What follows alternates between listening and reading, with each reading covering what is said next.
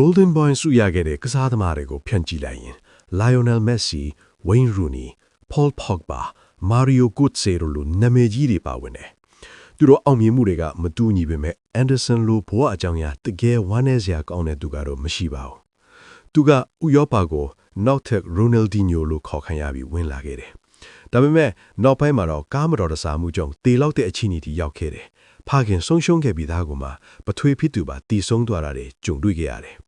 ကြံခိုင်မှုမထိန်နိုင်စီကံမလိုက်နာမှုတွေကြောင့်အသင်းကနေဖယ်ရှားခံရပြီး U23 နဲ့ပဲလေ့ကျင့်ရတဲ့အထိကြာဆင်းသွားတယ်။နောက်ဆုံးတော့ Brazil ကိုပြန်သွားပြီးအရှက်ရစရာရလဒ်တွေ relegation တွေဆက်တိုက်ကြုံပြီးဘဝအစောပိုင်း30နှစ်မှာပဲအနားယူလိုက်ရတယ်။နောက်ပိုင်းမှာလည်းဘန်လိန်လန်မှုတစ်ခုနဲ့ဆက်နွယ်တဲ့ဆိုတဲ့ဆွဆွဲချက်တွေခံရတဲ့အထိရောက်သွားခဲ့ရတယ်။တယောက်တည်းနဲ့ဒီလောက်ဖြစ်ရတွေချက်သွားတာတကယ်မယုံနိုင်လောက်အောင်ပါပဲ။ဒီတော့ Anderson ရဲ့ဘဝကိုသစင်ချင်းကြည့်လိုက်ရအောင်။ပါရမီရှင်တယောက်ဖြစ်လာခြင်း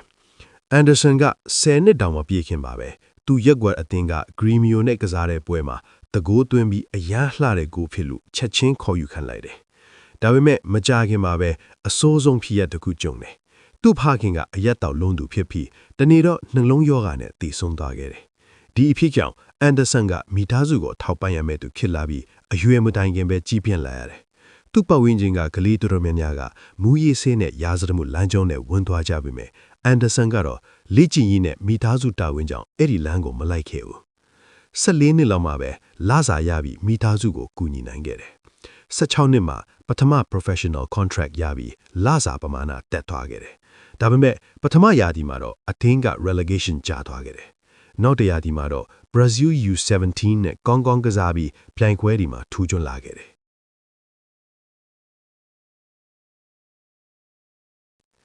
မယုံနိုင်လောက်တဲ့ပွဲ Gremio နဲ့ Nautico ကြား promotion အတွက်ဆုံးဖြတ်ပွဲမှာအရန်ကြမ်းတမ်းစွာကစားကြရတယ်။ Red card တွေအများကြီးထွက်ပရိသတ်တွေပါဝင်လာပြီးရဲတွေတော့ဝင်ထိန်ရတဲ့အထိဖြစ်သွားတယ်။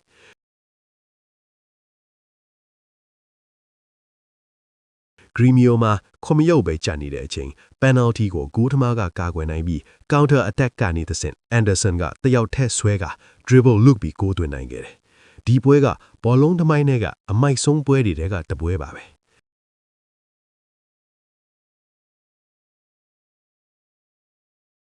ဥရောပကိုတဆင့်တက်ချင်းသူစွမ်းဆောင်ရေးကြောင့် FC Porto ကခေါ်ယူလိုက်တယ်။နောက်တရားဒီမှာပထမအသင်းမှာတက်ကစားပြီးအားလုံးကိုအံ့ဩစေခဲ့တယ်။ဒါပေမဲ့ Benfica တဲ့ပွဲမှာခြေထွက်ကျိုးသွားပြီးအချိန်ကြာနားရတယ်။ပြန်လာတဲ့နောက်မှာတော့ကမ္ဘာအသင်းကြီးတွေစိတ်ဝင်စားလာကြတယ်။ Golden Boy ဖြစ်လာခြင်း Alex Ferguson ကသူ့ကိုအရန်ယုံကြည်ပြီး Manchester United တို့ခေါ်ယူလိုက်တယ်။အစပိုင်းမှာအဆင်မပြေပေမဲ့နောက်ပိုင်း box to box midfielder အဖြစ်ပြောင်းကစားပြီးအသင်းအတွက်အရေးကြီးတဲ့ကစားသမားဖြစ်လာတယ်။ Champions League Final မှာ penalty သွင်းပြီး champion လည်းဖြစ်ခဲ့တယ်။နောက်ဆုံးမှာတော့ Golden Boy ဆုရရှိခဲ့တယ်။ဒါပေမဲ့အဲ့ဒီအချိန်ကစပြီးတန်ရာတွေဆက်တိုက်ဖြစ်လာပြီးသူ့ career ကတခေးပြီးကျဆင်းသွားခဲ့တယ်။ဘဝတစ်စစ်ချိုကျဆင်းသွားခြင်း